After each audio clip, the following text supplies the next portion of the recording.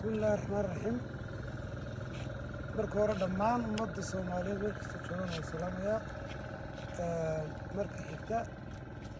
waxaan rabaa intaan hadalkayga iyo ujeedadayda aan bilaabin bal inaad ila daawataan oo ila eegtaan fiidiyowgan iyo hadallada uu leeyahay ninka magaalada dhagax buur maayarka ka badani jirta maalmahan dambe inay soo badinayso in xitaa aan aragno ka maamulahan in ay dadka qaarkiis si qabiil isu soo abaabulaan iyagoo oo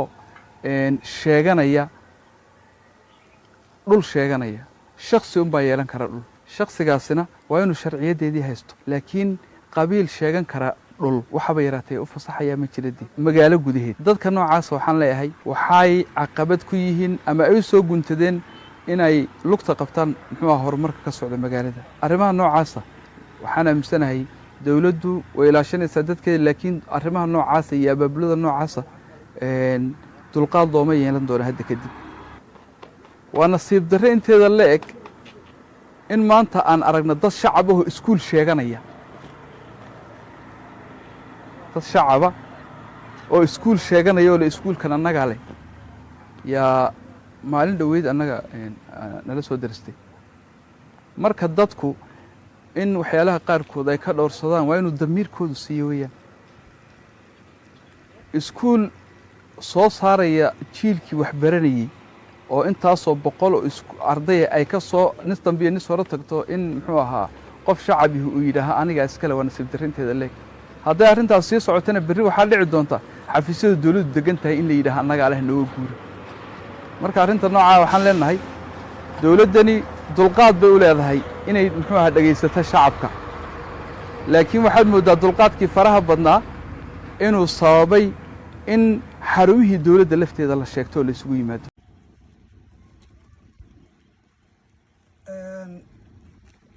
waxay ila tahay waa aragteen hadalladiisa wuxuu ku hadlayo gefka dadka bulshada uu maamulo qayb ka mid ah u geysanayo sidaas tahay laba arrimood baan rabaa inaan ka hadlo labada arrimood midda koobaad haddaan ku horeeyo waxay ku saabsan tahay mas-uuliyaddiisa iyo heerku cadaalad ka taagan yahay mas-uulka cadaaliga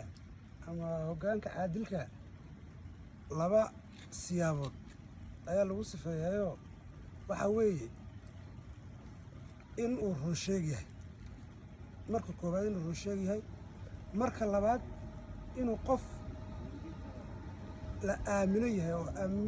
aamin ah daacadna waana hoggaamintii nabigeena sallallahu alayhi wasallam suubanayna sallallahu alayhi wasallam ayaa lagu sifeeyaa taas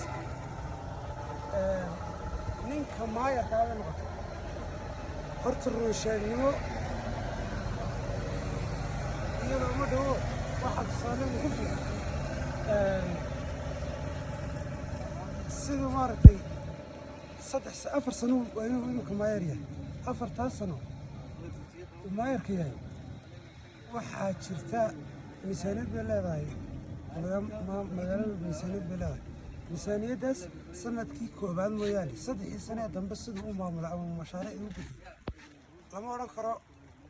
mashaariic uu ummad siiyey xataa qabiil buu siiyey lama odhan karo xataa shif buu siiyey lama odhan karo qoys buu siiyey qoyskooda dhowr jeer waa laga weydiiyo jawaabtuu bixiyaa waxaa weeye tartan baa lagu bixiyaa mashaariicda dee tartankaasa xaafadoodan baasta horta iyadu waxay tahay garan mayno oo malaha itixaan qaabka itixaanka loo qaaday xaafadooda keliya taqaanaabaan male horta run sheegnimo saas buu ka yahayo marka la weydiiyana wuxuu odhan tartan baa lagu bixiyey oo run sheegiisu waa taas ammaano ay noqotay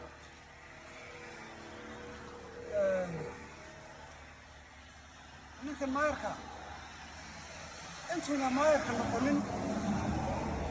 aaminaad heerku ka taagnana waa idiin sheegi oo tusaale cad badan siin inta uu maayarka noqdayna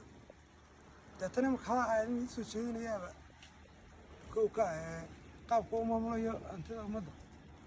intuuna maayarka noqonin aaminada halku ka taagnana waa idiin sheegayo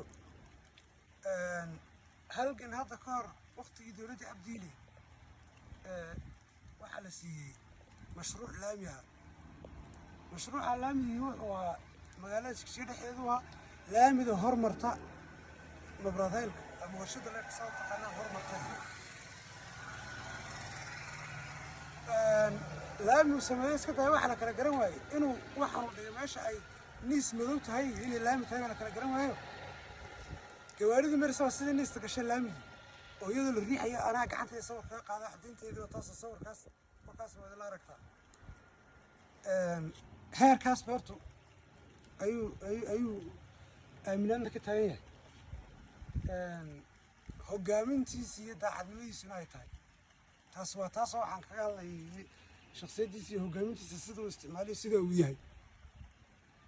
tan labaadee raba inaan ka hadlaa waxay tahay inaan wax ka idhaahaan rabaa gefka iyo dulmiga iyo qadafka iyo nacaybka reernimo iyo qoysnimo iyo qabiil ahaanba uu annagana noo geysto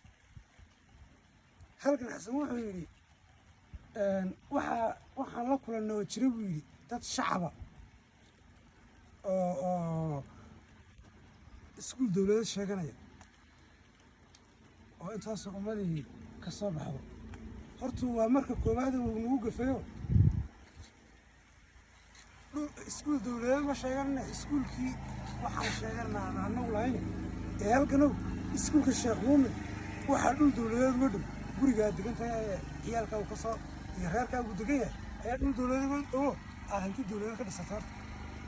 oo hanti shacabaad ka dhisatay haddaad raadinayso in meel ama dhul dowladeed ama dhismo dowladeed oo la sheeganayna waa gurigaaga horta ogow oo kow ka bilow waa gurigaaga marka xigta qabiil aan isku soo baabulna ma jirtee annagoo qoysaa deydeenna oo weliba ciddii ay dhaleen raggii dhisay annagoo ah ayaa deydeennay qabiilkanagana waad ku gafsiyey dee waxaad muujisay nacaybkaad u qabtee taasna ogow oo yacnii haddaad hadashii haddaad aamustaba cidna waxba ku yeeli maysido waxay naga beddelaysaa ma jirto mar annagaadna hafartay mar waadna dulmiday oo dulmigii uu ilaahay aayad qur-aan ku yidhi innii xaramtu dulma nafsii walaa tadaalamuu uu ilaahay yidhi nafteydaan ka xarimay dulmi ee idinkuna hays dulminaya ayaad nagula kacday horta waadna dulmidayoo xoolahanagiina waad naga duudsiyeysaa oo dhulkanagii baad ku tilmaantay dhul dowladeed mar labaad been baad naga sheegtayoo waa si qabiilba isku soo abaabuliyeen baa jira war qabiil annagu maana isku iman qabiilna wax kuma doonayo annagoo oo aad og tahay dulmiga iyo dhibka noo soo geystay aad og tahay adigu aad dhigan jirtay iskuulkan aad leedahay waa iskuul dowladeed iyadana darse aad adigu dhigan jirtay adiga halkan xasan aad dhigan jirtay